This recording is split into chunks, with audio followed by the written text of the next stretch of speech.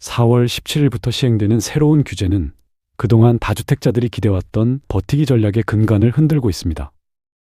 금융위원회가 내놓은 2026년도 가계부채 관리 방안은 표면적으로는 단순한 대출 규제처럼 보이지만 그 실질은 보유주택의 처분을 압박하는 구조적 장치입니다.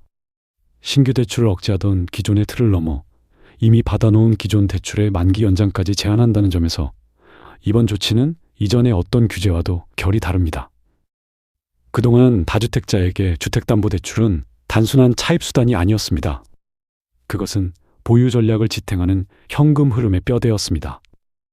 전세를 끼고 주택을 매입한 뒤 대출 만기가 돌아오면 연장하고 그렇게 시간을 벌며 자산 가치 상승을 기다리는 방식이 한국 부동산 투자의 전형적인 문법 중 하나였습니다. 그런데 이번 조치는 바로 그 만기 연장이란 고리를 끊어버렸습니다. 주택 처분 계획이 없는 다주택자의 경우 만기 연장 자체가 제한될 수 있다는 것은 사실상 집을 팔지 않으면 대출도 유지하기 어렵다는 새로운 공식을 만들어낸 셈입니다.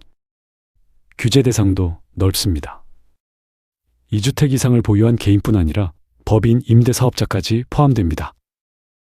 은행은 만기 도래 시 차주의 동의를 받아 주택 소유 확인 시스템, 이른바 HOMS를 통해 보유 주택수를 확인하게 되며 개인과 개인 임대사업자는 세대 기준으로 다주택자 여부를 판단합니다. 법인 임대사업자처럼 시스템 확인이 어려운 경우에는 차주가 직접 다주택자가 아님을 입증해야 하고 허위로 확인될 경우 기한 이익 상실이라는 불이익을 감수하겠다는 확약서까지 제출해야 합니다. 동의서 제출이나 확약 절차를 거부하면 만기 연장이 제한됩니다.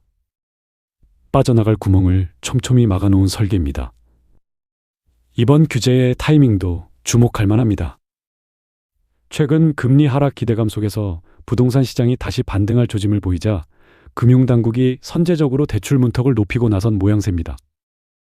바로 전날까지 논의되던 5월 9일 다주택자 양도세 중과 유예 종료와 맞물려 생각하면 그림은 더 선명해집니다.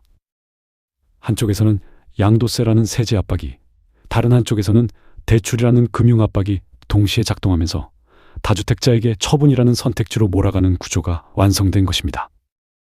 시장의 두 축, 즉 세금과 대출이 같은 방향을 향해 수렴하고 있습니다.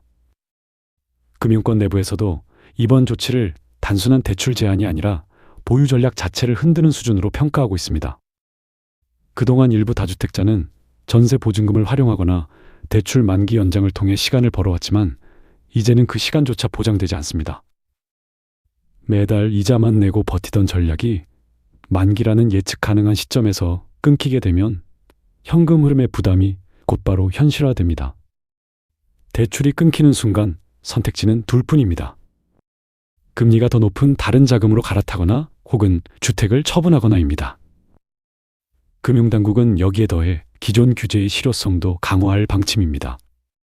총부채 원리금 상환 비율, DSR 규제의 운용을 더 엄격히 하고 은행권에 대해서는 다주택자 대출 심사 자체를 보다 보수적으로 진행하도록 유도한다는 방침입니다. 가계부채 증가세를 억제하려는 전방위 조치의 일환이지만 그 결과는 개별 차주의 선택을 좁히는 방향으로 작동합니다. 규제의 그물이 한 겹 한 겹 겹쳐지면서 빠져나갈 길이 줄어드는 셈입니다. 시장 참여자들이 가장 주목하는 대목은 이것이 매물 증가로 이어질 것인가 하는 문제입니다.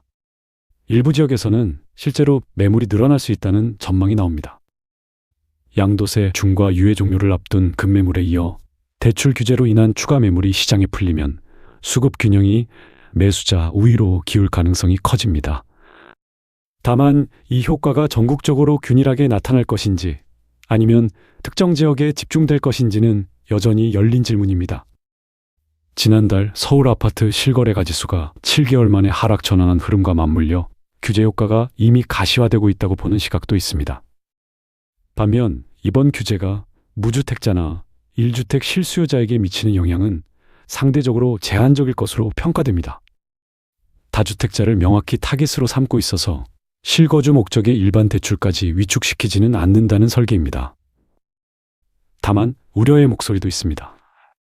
은행권 전반의 대출 심사가 보수적으로 운영되기 시작하면 이는 다주택자뿐 아니라 전체 주택 거래 시장을 위축시키는 방향으로 작동할 수 있다는 지적입니다.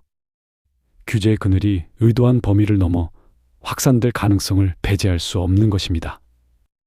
이번 조치의 단기적 효과와 장기적 영향 사이에는 간극이 있을 수 있습니다. 단기적으로는 가계부채 관리와 시장 안정에 기여할 수 있다는 평가가 우세합니다. 과도한 레버리지 기반의 부동산 투자가 금융 시스템 전체에 가하는 부담을 덜어낼 수 있다는 점에서 그렇습니다. 그러나 장기적으로는 거래 위축과 가격 왜곡이라는 부작용이 수반될 수 있다는 우려도 함께 제기됩니다. 매물이 시장에 풀리되 거래가 활발히 이루어지지 않는 경색 상태가 이어진다면 가격 지표만으로는 읽히지 않는 또 다른 종류의 시장 왜곡이 나타날 수 있습니다. 결국 이번 규제의 핵심은 다주택자가 팔 것인가, 버틸 것인가를 결정하도록 몰아가는 데 있습니다. 한 금융권 관계자의 지적처럼 다주택자의 매도 여부가 향후 시장 방향을 가르는 핵심 변수가 될 가능성이 높습니다. 세제와 대출이라는 두 개의 지렛대가 동시에 작동하는 지금, 다주택자들은 지난 수년간 누려온 시간의 이점을 더 이상 당연하게 여길 수 없게 되었습니다. 시장의 규칙이 바뀐 것입니다. 앞으로 몇 달은 관찰과 판단의 시기가 될 것입니다.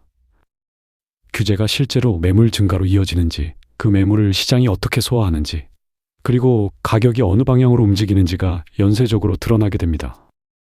대출이라는 금융의 언어로 시작된 이번 변화는 결국 주택이라는 실물의 세계에서 어떤 모습으로 매듭지어질 것인지 지켜볼 일입니다.